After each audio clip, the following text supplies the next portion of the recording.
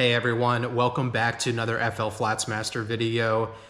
Today we have a storm that's going by, so instead of getting out there and doing some fishing, I wanted to make a video about some basic tips for wade fishing, some details that you guys should definitely know if you wanted to get out there and give it a shot, and some essential equipment that you definitely need to have when you're going out there in order to be successful. I'm also going to take you guys over to my computer and show you what kind of spots that I like to look for when I'm picking out maybe a new spot to go scout and try to do some wade fishing at. There's a really cool way to do that with SaltStrong's app. So we'll go on my computer, we'll take a look at that a little bit later, but for now, let's get into it. All right, well, first off, I was just going to list a couple pros of wade fishing in general. The first one being that it's just accessible to everyone. So if you can walk, you can get out there and do some wade fishing. However, you do need to be prepared to cover long distances to be the most effective that you can.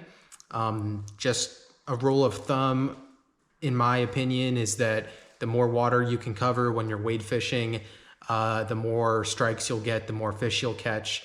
But that doesn't necessarily mean you need to be rushing. You need to definitely, cover the water effectively, fan cast as you're moving, just slowly walk, cast in all directions, cover, every single angle in front of you that you can.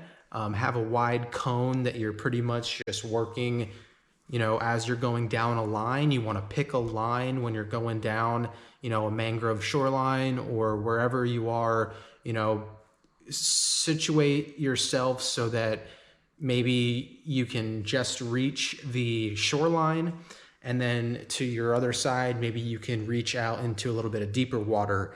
And that's the best way to kind of just work down the line and figure out where the fish may be holding and or feeding that given day, because sometimes they can be up right against the trees, and sometimes they can be pushed out a little bit further.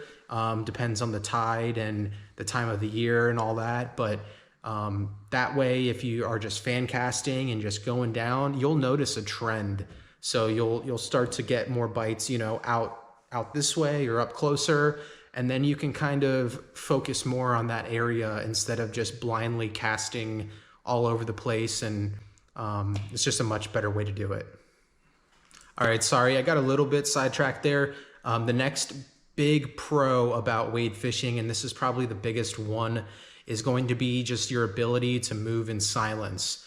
All of the redfish, snook, trout, and tarpon in most of Florida, especially on the West Coast, they're super spooky fish. They're very pressured. There's a lot of anglers out there that are fishing for them, and they know it. So they're very good at picking up on the slightest thing being off, and boom, they're gone, and you lost out on your shot at them. But when you're wade fishing, you just move very, very slowly, as quiet as you can, and a lot of times you can get within 10 feet or so of really good quality fish, and they just have no idea that you're there. And so that is something that you can catch some big fish wade fishing. And I've done it. My biggest snook is 40.5 inches, and I caught it wade fishing. I sight casted to it while I was wade fishing. So she swam right by me.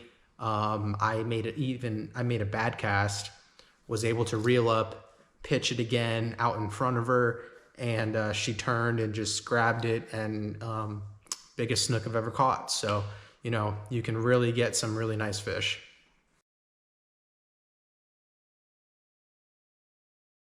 All right, so the last pro that I have for wade fishing is going to be the minimal setup and cleanup time.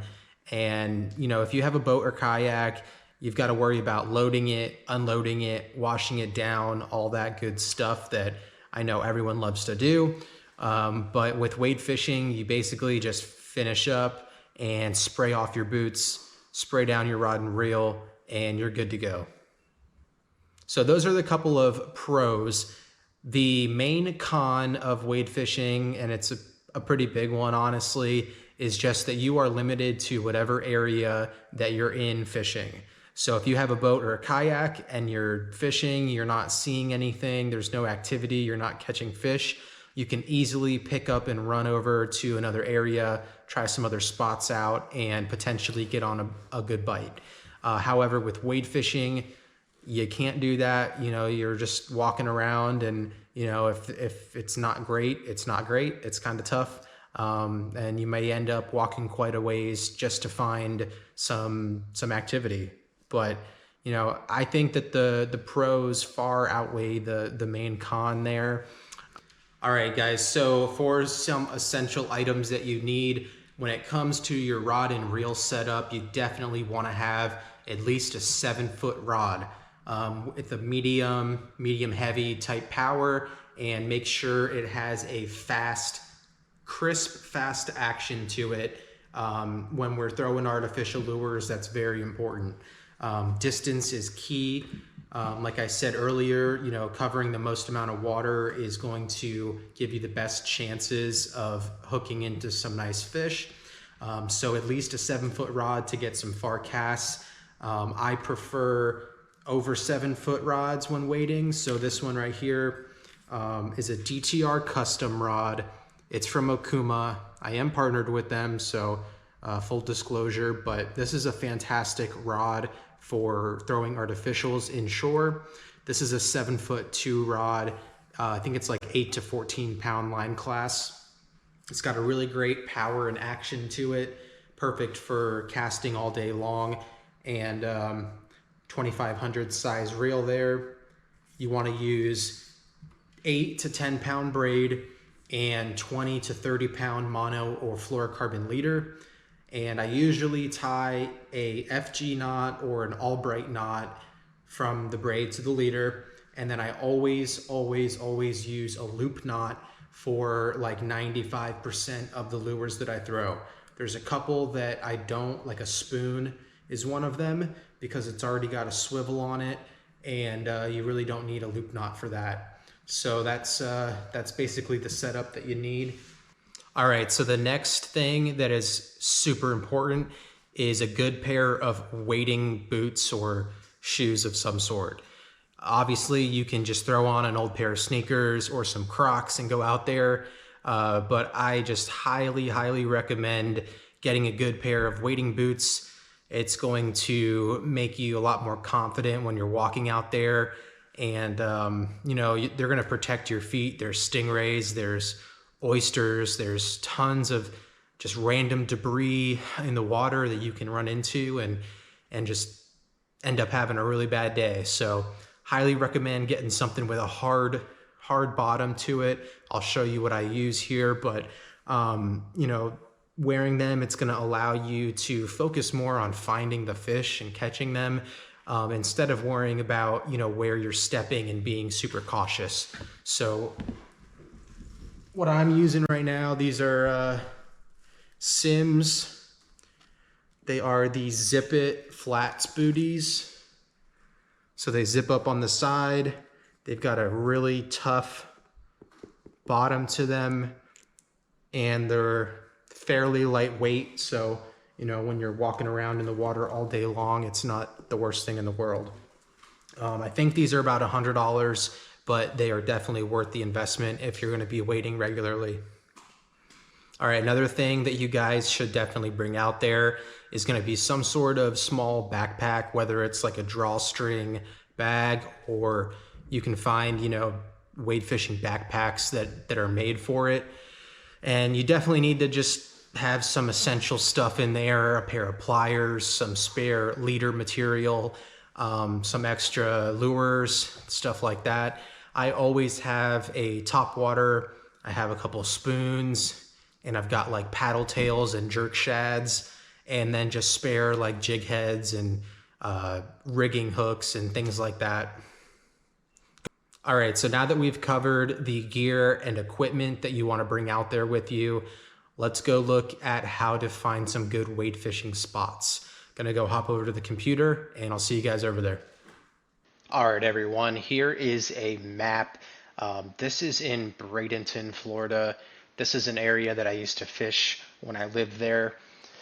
So obviously you can use different satellite maps online. I prefer using Salt Strong's version here. I'll show you why. There's a couple cool features and layers that we can add to really dial in on some good spots. So first off, we'll just zoom in a little bit here. This is Neil Preserve.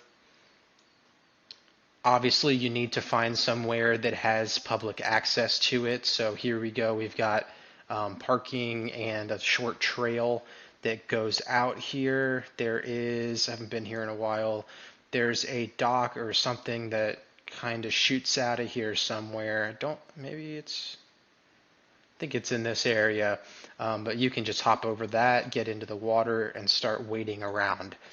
So right off the bat, you can tell there's something here. These are oysters.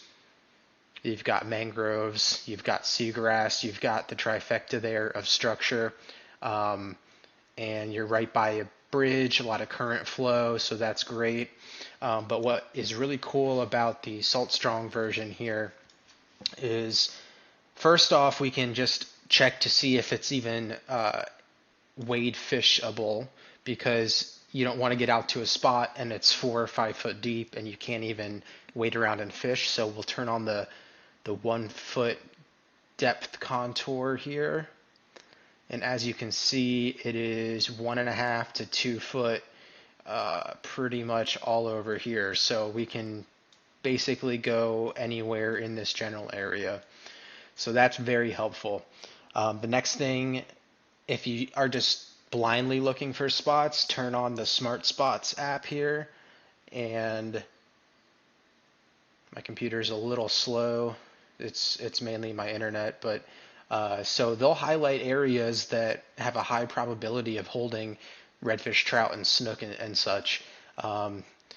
Where's the key here? So yellow, that's great. So there's fair, good, great, and hot. So this is actually a very good, productive area this time of the year. And they have some sort of algorithm that they use to generate these spots. So definitely worth checking that out.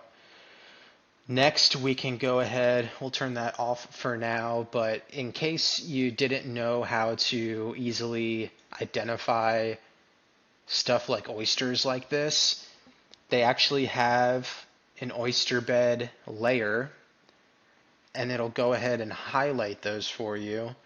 So even if they weren't really showing up very well on the image, they would be highlighted. So like you can scroll down here and see that there's more down here. Oyster beds are excellent areas to target. They usually hold redfish. They can hold snook, trout, everything. There's a ton of bait fish and life that goes on around these things. Crustaceans, all that good stuff.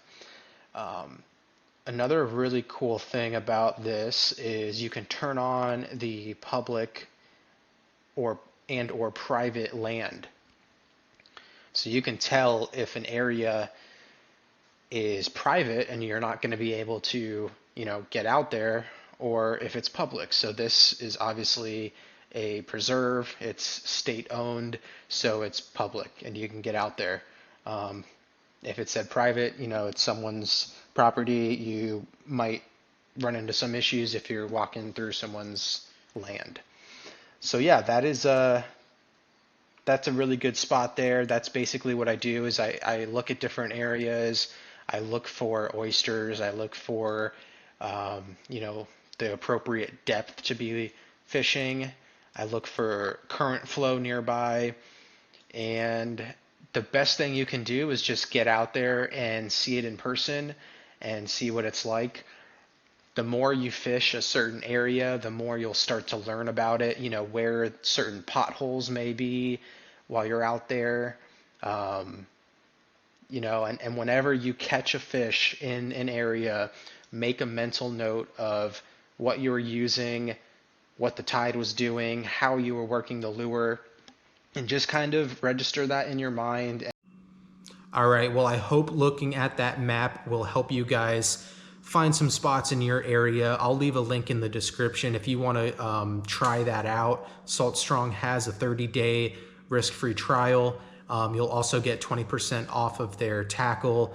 The Mulligan is definitely a good lure to go check out. That is one of my go-tos right there. You also get access to their whole community. It's basically a social media page of other anglers that are sharing information, posting fish catches and tips and reports and things like that. So definitely worth checking that out, at least for the free trial. Think you definitely get a lot out of it, and those map features are definitely a game changer. So the last tip that I want to leave off on is it's very great to have a game plan in mind when you're going out fishing, and this is wade fishing, boat fishing, kayak fishing. It's great to have a game plan, but when you get out there, you need to observe what's going on and make changes accordingly. You know, the wind can change directions very quickly. The tide can move in or out faster than you anticipated it to. And you just really need to be able to adapt and change things up depending on what's going on around you.